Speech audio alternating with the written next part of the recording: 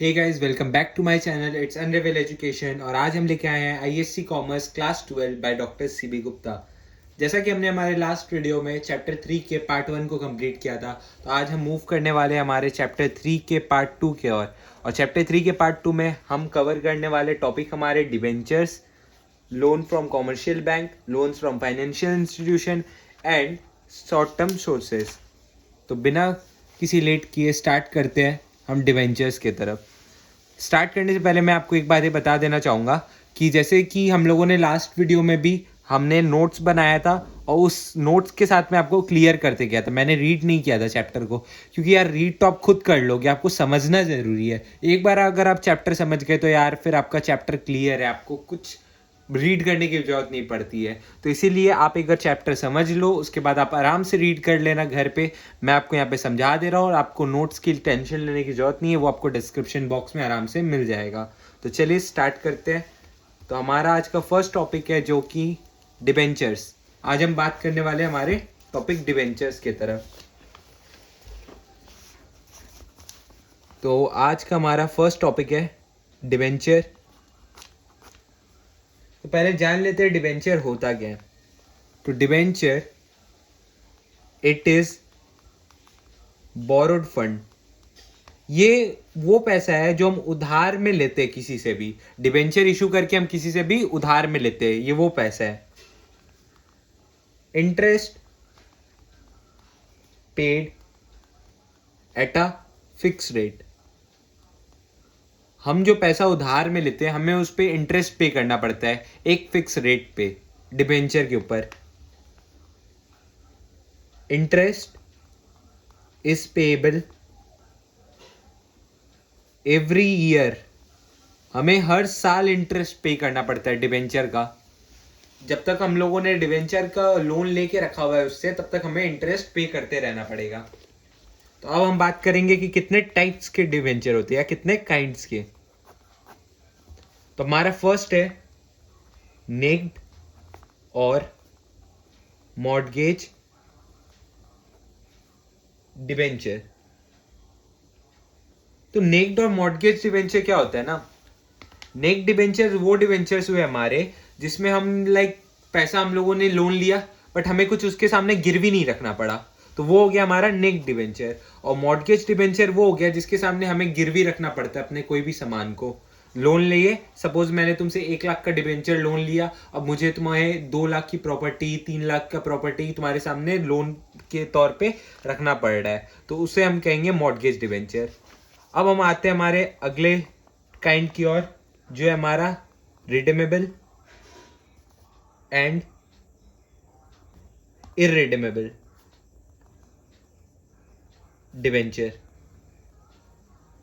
तो redeemable debenture वो debenture होते हैं ना जो हमें एक टाइम पे, एक डेट पे मिल जाता है। और इररिडीमेबल डिबेंचर्स हमारे वो डिबेंचर हुए जो हमें एक कंपनी के वाइंडिंग अप के टाइम पे मिलेगा। जब एक कंपनी बंद होगी तब हमें वो उस डिबेंचर का पैसा मिलेगा। अब हम मूव करते हैं हमारे थर्ड पॉइंट पे, जो है हमारा बियरर एंड रजिस्टर्ड डिबेंचर। यहां पर बियरर डिबेंचर का मतलब ये है कि हम कोई भी अगर डिबेंचर, सपोज हम लोगों ने लोन लिया 2 लाख का, तो हमें वहां पे कोई भी लीगल फॉर्मेलिटीज नहीं पूरी करनी पड़ेगी, हमें वो लोन डायरेक्टली मिल जाएगा। बट अगर हम रजिस्टर्ड डिबेंचर ले रहे हैं तो रजिस्टर्ड डिबेंचर लेते वक्त हमें बहुत सारी लीगल फॉर्मेलिटीज को पूरा करना पड़ेगा, तब जाके हमें उसके ऊपर लोन मिलेगा। फोर्थ काइंड है हमारा convertible and non convertible debenture. तो जो कन्वर्टिबल डिवेंचर होते हैं ना, उसे हम कन्वर्ट कर सकते हैं इक्विटी शेयर्स में, बट नॉन कन्वर्टिबल को हम कन्वर्ट नहीं कर सकते हैं। हम क्या, सपोज हम लोगों ने लोन लिया किसी से, हम लोग उसको लोन पे नहीं कर पाए, इसलिए हम लोगों ने उनको कन्वर्ट करके इक्विटी शेयर्स दे दिया, तो ये वो कन्वर्टिबल के अंदर आ जाएंगे। बट हम कुछ डिवेंचर्स को कन्वर्ट नहीं कर सकते, हमें जिससे हम लोगों ने लिया है उन्हें पैसा वापिस ही देना पड़ेगा, हम शेयर्स इशू नहीं कर सकते, तो उस डिवेंचर्स को हम बोलेंगे नॉन कन्वर्टिबल डिवेंचर। तो ये 4 काइंड के डिवेंचर्स थे। अब हम मूव करेंगे हमारे एडवांटेजेस की ओर। कल भी हम लोगों ने देखा था कि जैसे हम कर रहे थे हमारे कोई टॉपिक को, तो उसमें हम companies point of view and investor point of view से देख रहे थे कि हमारे क्या क्या एडवांटेज है। तो यहाँ पर भी आज हम कंपनी पॉइंट ऑफ व्यू से भी देखेंगे और एक इन्वेस्टर पॉइंट ऑफ व्यू के थ्रू भी देखेंगे। तो कंपनी पॉइंट ऑफ व्यू के थ्रू हमारा जो एडवांटेजेस होता है वो एडवांटेज है हमारा फर्स्ट इकोनॉमिकल सोर्स, कि कभी भी हम मतलब डिबेंचर ले रहे हैं, डिबेंचर इशू करके जो हम पैसा हम इकट्ठा कर रहे हैं, वो पैसा जो होता है ना, वो हमें एक बहुत ज्यादा अच्छा इकोनॉमिक बेस क्रिएट करके देता है हमारी कंपनी को। उससे हम बहुत सारे काम कर सकेंगे। तो यहाँ पे हमारे लिए एक अच्छा खासा इकोनॉमिकल सोर्स है वो डिबेंचर। सेकेंड है फ्रीडम ऑफ मैनेजमेंट। जैसा कि हम इक्विटी शेयर जब इशू करते हैं तो हमारे पास से वोटिंग राइट्स चली जाती है, वोटिंग राइट उन लोगों के पास भी आ जाती है। तो यहाँ पर क्या है ना, जब डिबेंचर इशू करते हैं तो उन लोगों के पास वोटिंग राइट नहीं होती है। थर्ड पॉइंट है हमारा ट्रेडिंग ऑन इक्विटी। इसमें हम ट्रेड कर सकते हैं इक्विटी के थ्रू। फोर्थ पॉइंट है हमारा फ्लेक्सिबिलिटी। फ्लेक्सिबिलिटी मतलब यहाँ पे अगर सपोज मुझे 1 लाख की जरूरत है, हमारे पास 2 लाख रुपए आ गया, तो हम क्या करेंगे, वो 1 लाख को वापस रिटर्न कर सकते हैं और 1 लाख रुपए अपना लेके रख सकते हैं। 1 लाख को आराम से रिटर्न हो जाएगा। तो फ्लेक्सिबल है हमारा बिजनेस। पॉइंट नंबर 5 है हमारा टैक्स रिलीफ। यहाँ पर हमें टैक्स पे नहीं करना पड़ता है। सबसे बड़ा एडवांटेज ये है कि हमें यहाँ पे कोई भी टैक्स लोन के ऊपर पे नहीं करना पड़ेगा। अब पॉइंट बात करेंगे हम इन्वेस्टर पॉइंट ऑफ व्यू के थ्रू कि इन्वेस्टर्स के क्या क्या एडवांटेजेस है। तो इन्वेस्टर पॉइंट ऑफ व्यू के थ्रू हमारा फर्स्ट एडवांटेज है अपील टू कॉशियस। यहां पर ना एक लार्ज अमाउंट पे हम लोन देते हैं लोगों को और हमें एक अच्छा खासा इंटरेस्ट मिलता है। सेकेंड है रेगुलेशन। यहां पर इंटरेस्ट हमें टाइम टू टाइम मिल जाता है। थर्ड है safety of investment. Safety of investment के थ्रू ये कहा गया ना कि ये पैसा हमारा कभी भी डूबेगा नहीं फ्यूचर में। इन द केस अगर कुछ हो भी जाता है तो हमें ये पैसा मिलेगा। अगर कंपनी लॉस में भी जा रही है तो कंपनी को इंटरेस्ट पे करना पड़ेगा, चाहे वो कहीं से भी लाए पैसा। तो ये एडवांटेजेस थे हमारे इन्वेस्टर पॉइंट ऑफ व्यू के थ्रू। अब हम बात करने वाले हमारे डिसएडवांटेजेस की ओर। यहां पर भी हम बात करेंगे as a company point of view and as well as investor point of view. तो फर्स्ट हम बात करने वाले हमारे कंपनी पॉइंट ऑफ व्यू के थ्रू। तो कंपनी पॉइंट ऑफ व्यू के थ्रू हमारा फर्स्ट एडवांटेज जो है वो ये है कि ये डिसएडवांटेज यहाँ पे डिसएडवांटेज जो है हमारा कंपनी पॉइंट ऑफ व्यू के थ्रू वो है हमारा परमानेंट बर्डन।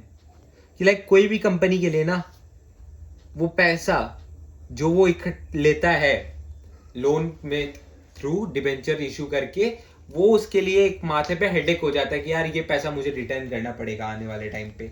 ये पैसे को हम रख नहीं सकते। जैसा कि हम इक्विटी शेयर में रख लेते तो यार वाइंडिंग अप होगा तब दे देंगे आराम से। अभी क्या है, इसमें ये डेट पे रिटर्न करना पड़ेगा पैसा को। ये एक परमानेंट बर्डन हो गया कंपनी को, चाहे आज नहीं तो 10 साल बाद ये पे करना ही पड़ेगा। अब सेकेंड पॉइंट है रिडेम्पशन इन क्रेडिट स्टैंडिंग। यहां पर ये उधार ले रहे पैसा लेकिन इनको इंटरेस्ट पे करना पड़ेगा इसके बदले। थर्ड पॉइंट है चार्ज ऑन एसेट। ये जो लोन ले रहे हैं इसके खिलाफ इनको कुछ रखना पड़ेगा। जैसे हम लोगों ने 1 लाख रुपया लिया तो हम लोगों को 2 लाख की प्रॉपर्टी, 1 लाख की प्रॉपर्टी, 1 लाख की नहीं हमें बेसिक ही रखनी पड़ेगी। तो 2 लाख की, 2.5 लाख की प्रॉपर्टी रखनी पड़ेगी सामने। पॉइंट नंबर 4 है रिडेम्पशन इन डिविडेंड। हमें डिविडेंड पे करना पड़ेगा। ये हो गए हमारी कंपनी पॉइंट ऑफ व्यू के थ्रू डिसएडवांटेजेस। अब हम बात करेंगे हमारे इन्वेस्टर पॉइंट ऑफ व्यू के थ्रू डिसएडवांटेजेस क्या क्या है। तो फर्स्ट है नो वोटिंग राइट। जैसा कि मैंने कहा था कि इसमें कोई भी वोटिंग राइट्स नहीं हो सकती आपकी कंपनी की। तो आप वोट कर ही नहीं सकते, आप कोई हिस्सा ही नहीं ले सकते कंपनी में। जैसा कि इक्विटी शेयर में हम लोगों ने देखा था कि इक्विटी शेयर में आप हिस्सा ले सकते थे, आप वोट कर सकते थे कंपनी के अंदर कोई भी डिसीजन लेने में, बट आप यहाँ पे वोट नहीं कर सकते हो। सेकेंड पॉइंट है फिक्स्ड कैपिटल। यहाँ पर आपका जो कैपिटल है वो एकदम फिक्स होता है। यहाँ पर आप कुछ भी उससे मतलब ये कर नहीं सकते कि यार मतलब कि चेंज उसमें नहीं ला सकते आप कुछ भी। थर्ड पॉइंट है हमारा अनअट्रैक्टिव। ये बहुत अनअट्रैक्टिव होता है यार, क्योंकि इसमें लाइक एक बड़े अमाउंट पे हमें लोन देना पड़ता है यार, उसके लिए फिक्स इंटरेस्ट मिलता है और वो भी सालाना, तो ये कुछ उतना मतलब खास हम लोग को फायदा नहीं देता है। तो ये हो गया हमारा disadvantages as a investor point of view. तो अब हम बात करेंगे हमारे इस अगले टॉपिक पे, जो कि हमारा loans from commercial bank.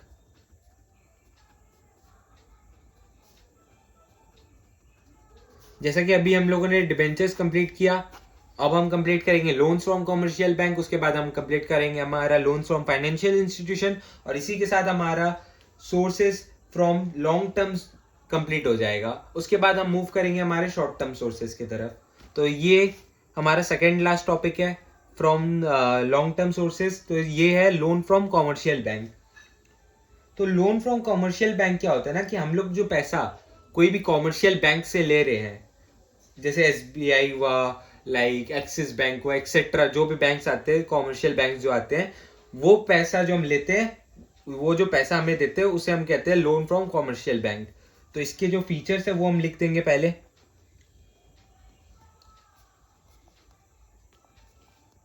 Fix amount, ये हमें कुछ फिक्स अमाउंट पे करती है इन लमसम में, एक बड़ा सारा अमाउंट एक साथ पे कर सकता है। लिमिटेड अमाउंट, लाइक हम लोगों सपोज 2 लाख रुपीज लिया, फॉर एग्जांपल 2 लाख रुपीज लिया, तो ये एक लिमिटेड अमाउंट है, ये हमें दे सकती है एक साथ। मॉर्टगेजिंग ऑफ एसेट, सेकंड पॉइंट है हमारा, हमें कुछ भी लोन लेते वक्त बैंक से हमें उसके खिलाफ कुछ एसेट रखना पड़ता है गिरवी। थर्ड पॉइंट है हमारा फिक्स रेट ऑफ इंटरेस्ट, हमें रेट ऑफ इंटरेस्ट जब हम लोन लेते हैं, कंपनी जब एक लोन लेता है तो उसे फिक्स रेट ऑफ इंटरेस्ट पे करना पड़ता है। फोर्थ पॉइंट है हमारा शॉर्ट टर्म फाइनेंस, ये हमें एक बहुत अच्छा सोर्स है शॉर्ट टर्म के लिए। अगर हमें कुछ कम पैसों की जरूरत है तो ये एक बहुत अच्छा सोर्स है। तो ये था हमारा features from loan from commercial bank. अब हम बात करेंगे एडवांटेजेस की तरफ। यहां पर advantages as a company point of view and investor point of view नहीं दिया हुआ है, यहां पर हम सिर्फ बात कर रहे हैं नॉर्मल एडवांटेजेस की कॉमर्शियल बैंक्स का। तो यहां पर फर्स्ट है, ये एक स्पेसिफाइड पीरियड के लिए दिया जाता है, एक पर्टिकुलर टाइम के लिए, लाइक मैंने 6 महीने के लिए लोन दिया या 1 साल के लिए लोन दिया। सेकेंड है ट्रेडिंग ऑन इक्विटी बहुत अच्छे से होती है इस पे। थर्ड है repayment can be done, repayment कर सकते हैं हम इसका, जैसे अभी हम लोगों ने पैसा लिया बाद में पेमेंट कर सकते, थोड़े थोड़े करके हम दे सकते हैं यार। जैसे कि एक बार हम लोगों ने 1 लाख का लोन लिया, 5 दिया, 10 दिया, 15 दिया, 20 दिया, ऐसे करके कंप्लीट कर दिया पूरा लोन ही। टैक्स बेनिफिट होता है हमें यहाँ पे, टैक्स नहीं पे करना पड़ता है। ये हो गए हमारे एडवांटेजेस। अब हम बात करेंगे इसके डिसएडवांटेजेस की। तो डिसएडवांटेजेस हमारे क्या है ना, मॉर्टगेज ऑफ एसेट। क्या यार, हम कभी भी लोन लेते तो हमें एसेट के ऊपर मतलब कुछ भी लोन के ऊपर एसेट गिरवी रखना पड़ता है। सेकंड, बहुत टाइम कंज्यूमिंग होता है यार, एक लीगल फॉर्मेलिटीज बहुत ज्यादा होती है यहाँ पे, लाइक एक लोन पास करने में 1 हफ्ता 2 हफ्ता लग जाता है, जबकि हमें पैसे की जरूरत आज या कल में ही होती है। थर्ड पॉइंट है हमारा interest on bank loan.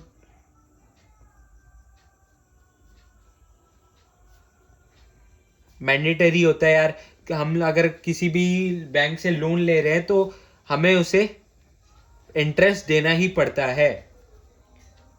Fourth है credit raising capability is reduced. तो यहां पर क्या होता है ना, जब हम लोन लेके कभी भी काम करते हैं तो यहां पर हम उतने अच्छे से अपने बिजनेस को यूज नहीं कर पाते हैं, क्योंकि हमें बैंक को भी इंटरेस्ट देना पड़ता है। तो वहां पे पैसा अगर चला जाएगा तो यार फिर क्या कमा रहे हैं हम। तो इसीलिए यहाँ पे ये बहुत बड़ा प्रॉब्लम होता है, credit raising capability is reduced. तो ये हो गई थी हमारी डिसएडवांटेजेस। अब हम बात करने वाले हमारे अगले टॉपिक पे, जो कि है हमारा लोन्स फ्रॉम फाइनेंशियल इंस्टीट्यूशन। यहां पर हम बात करेंगे कि जो पैसा हमें फाइनेंशियल इंस्टीट्यूशन देती है,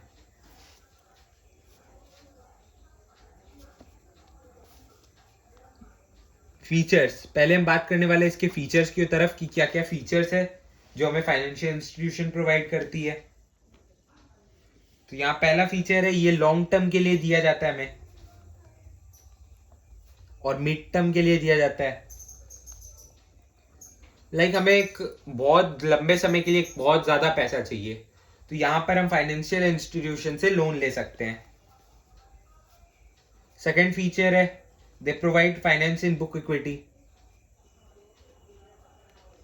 ये फाइनेंस प्रोवाइड करती है हमें एक बुक ऑफ इक्विटी में।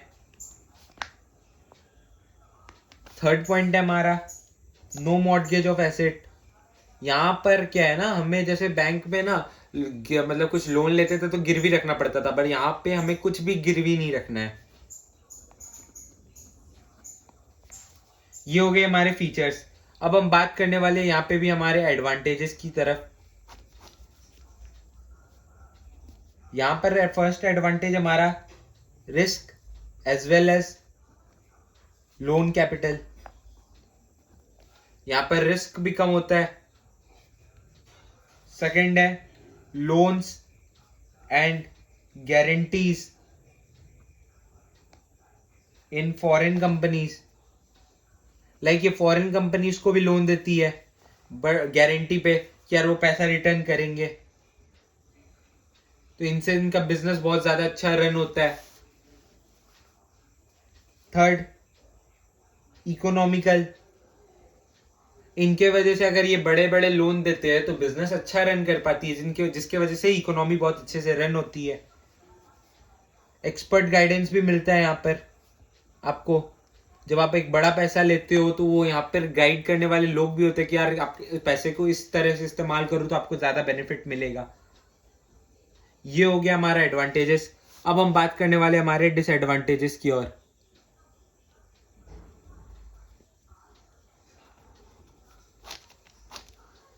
तो यहां पर डिसएडवांटेज है हमारा पहला, मेनी डिजर्विंग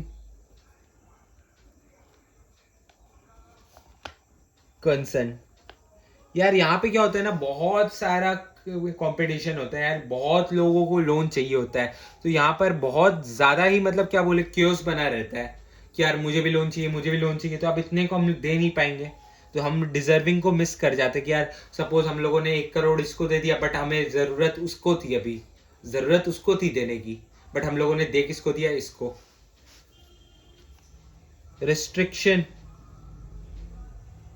ऑफ एंटोनोमी होता है यहाँ पे।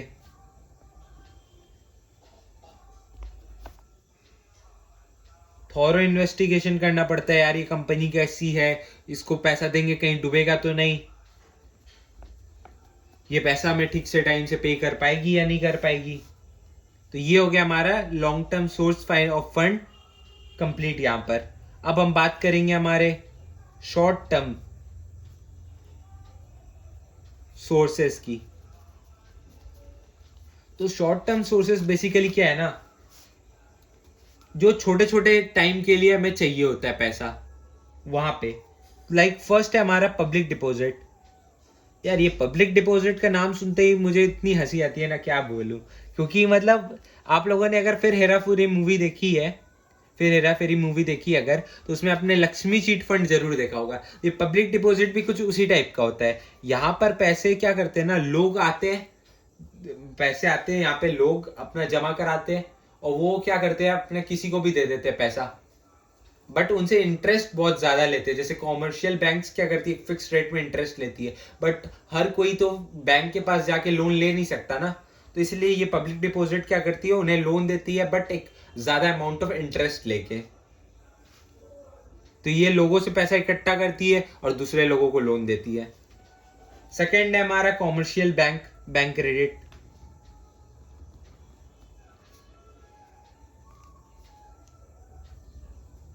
देखो कॉमर्शियल बैंक भी लोन देती है, मैं ये नहीं बोला कि कॉमर्शियल बैंक लोन नहीं देती, मैंने ये नहीं कहा कि कॉमर्शियल बैंक नहीं देती, बट ये पब्लिक डिपॉजिट के थ्रू क्या है ना, हर लोगों को मिलता है, बट कॉमर्शियल बैंक हर लोगों को नहीं देती। तो कॉमर्शियल बैंक ना किस वे में लोन देती है आपको, लोन्स एंड एडवांसेस देती है आपको, उसके बाद मॉर्टगेजिंग के थ्रू देती है कि यार आपने लोन लिया, आपने उसके बदले कुछ गिरवी रख दिया।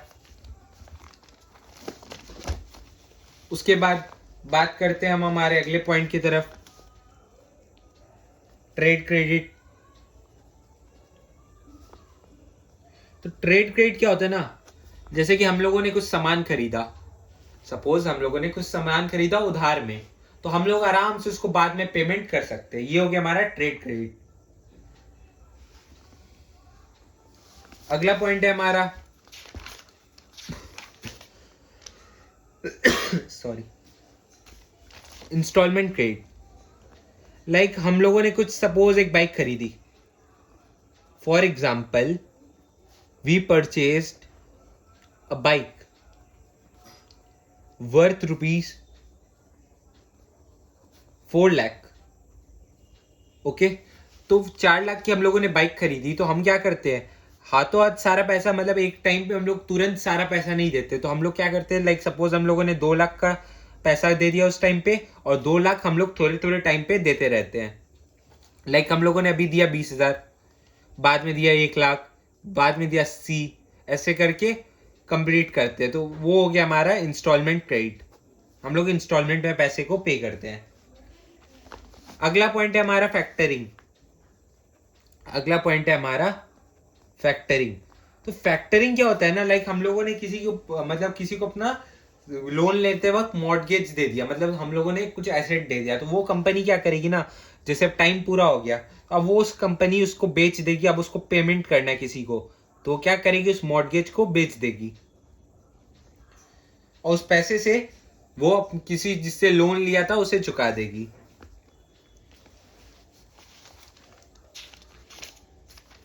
पॉइंट 6 है हमारा कस्टमर एडवांसेस।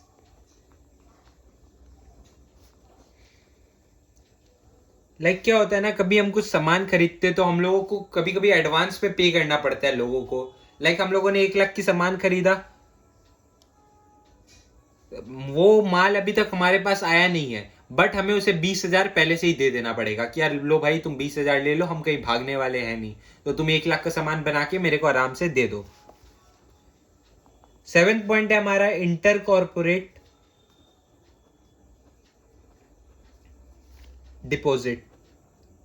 ये क्या होता है ना, कि ये जैसे आप लोगों ने अगर 1992 स्कैम देखा था, तो उसमें हर्षद मेहता क्या करता था कि एक बैंक से लोन लेता था, दूसरे बैंक को लोन देता था, तो वो बीच में फाइनेंशियर का काम करता था, ठीक है ना।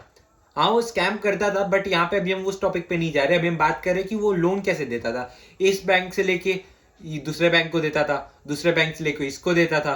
तो वही यहाँ पे भी क्या होता है ना, एक कंपनी एक से फाइनेंसर को देती है, फाइनेंसर दूसरे कंपनी को लोन दे देता है, मतलब बीच में सपोज ये 2 कंपनी है और मैं फाइनेंसर हूँ, ठीक है, तो मैं इससे पैसा लिया और मैं इसको जाके पैसा दे दिया, तो ये हो गया इंटर कॉर्पोरेट डिपॉजिट, और इसको हम लोग आईसीडी भी बोलते हैं। तो इसी के साथ हमारा चैप्टर नंबर 3 यहीं पे कंप्लीट होता है। तो आपको यहाँ पे नोट्स मिल जाएगी, और बने रहिएगा मेरे चैनल के साथ। अब बहुत जल्दी हम लाएंगे हमारा अगला चैप्टर, जो कि हमारा चैप्टर नंबर 4। तब तक के लिए अलविदा, मिलते हैं बहुत जल्दी।